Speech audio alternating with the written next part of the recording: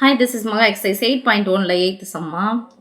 PO vector plus OQ vector equal to QO vector plus OR vector எனில் PQR ஆகியவை ஒரு கோடு அமைப்புள்ளிகள் என நிறுவுக. ஒரே நேர்கோட்டில் அமைஞ்ச புள்ளிகள்னு சொல்லிட்டு நிரூபிக்கணும். அதாவது இது P, இது Q, இது R, இது மூணும் ஒரே நேர்கோட்டில் அமைய நிரூபிக்கணும். எப்போ PO plus OQ equal to QO plus OR அப்படின்னு சொல்லும்போது இந்த கண்டிஷன் போது இது மாதிரி வந்துடுச்சு அப்படின்னு சொன்னால் இது ஒரே நேர்கோட்டில் அமையும் அப்படின்னு சொல்லிட்டு நம்ம ஒரு கோடு அமைப்புள்ளிகள் அப்படின்னு சொல்லிட்டு நம்ம நிரூபிக்கணும்னு சொல்லிட்டாங்க.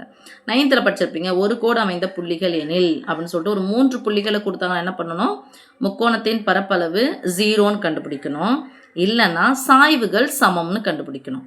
ஓகே, இன்னொன்று இதில் நம்ம தெரிஞ்சிக்க வேண்டியது வெக்டர் ஏற்கனவே தெரிஞ்சிக்க வேண்டியது அது எப்படி இருக்கும் அப்படின்னா இணையாக இருக்கும் அப்படின்றது. அப்போ இணை அப்படின்னா அது முன்னாடி இருக்கிற கணக்கில் பார்க்கும்போது இந்த பிக்யூவும் கியூஆரும் பிக்யூ ஈக்குவல் டு கியூஆர் அது 1 மடங்காக இருக்கலாம், அது 2 மடங்காக இருக்கலாம், ஆஃபாக இருக்கலாம், எப்படி வேணாலும் இருக்கலாம்.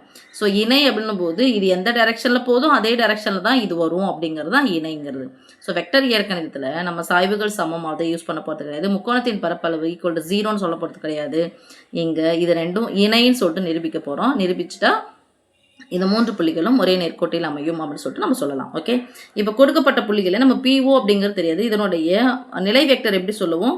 OP வெக்டர்னு சொல்லுவோம். அப்போ டைரக்ஷன் மாறி வந்திருக்கு. அப்போ POவை எப்படி எழுதலாம்? OPன்னு எழுதிட்டா டைரக்ஷன் மாத்திரம் -OP vector plus OQ vector அப்படியே வச்சுக்கலாம். ஈக்குவல் டு இதை டைரக்ஷன் மாற்றி எழுதுங்க -OQ vector plus OR vector. Okay, இப்போ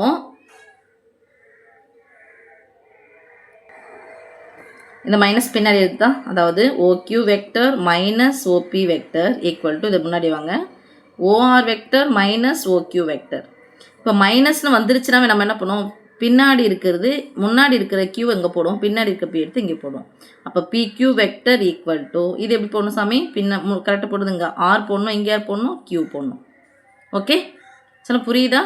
அப்போது இதிலிருந்து தான் நான் இதை எடுத்து வச்சுக்கிறேன். அப்போ இப்போ இங்கே பாருங்கள் PQ ஈக்குவல் டு QR இது 1 மடங்காக இருக்கலாம், ஆஃபாக இருக்கலாம், எது வேணால் இருக்கலாம். எப்போ ஈக்குவல்ட்டுன்னு வரும் அப்படின்னு சொன்னால் PQ this implies PQ vector parallel QR vector. பேரலனா அது இப்போ PQவும் QRும் பேரலாக இருக்குது. இது PQ, இது QR ஒரே மாதிரி டைரெக்ஷனில் பேரலாக இருக்குது, இணையாக இருக்குது.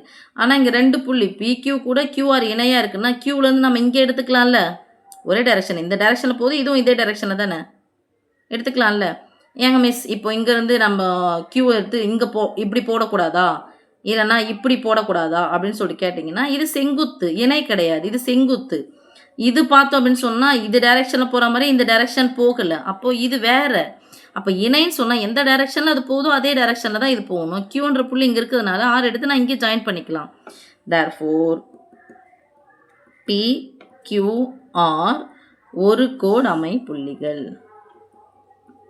ஓகே சாமி, புரியுதா? இங்கே எப்படி இங்கே தனித்தனியாக இது இணைன்னு சொல்லியாச்சு. இங்கே Q இருக்குது. ஸோ இங்கேயும் Q இங்கேயும் Q நான் எடுத்து இங்கே ஏன் ஜாயின் பண்ணக்கூடாது ஒரே டைரெக்ஷனில்? அப்போ இங்கே எடுத்து அப்போ ஏன் ஒரே டைரெக்ஷன் நம்ம ஜாயின் பண்ணக்கூடாது?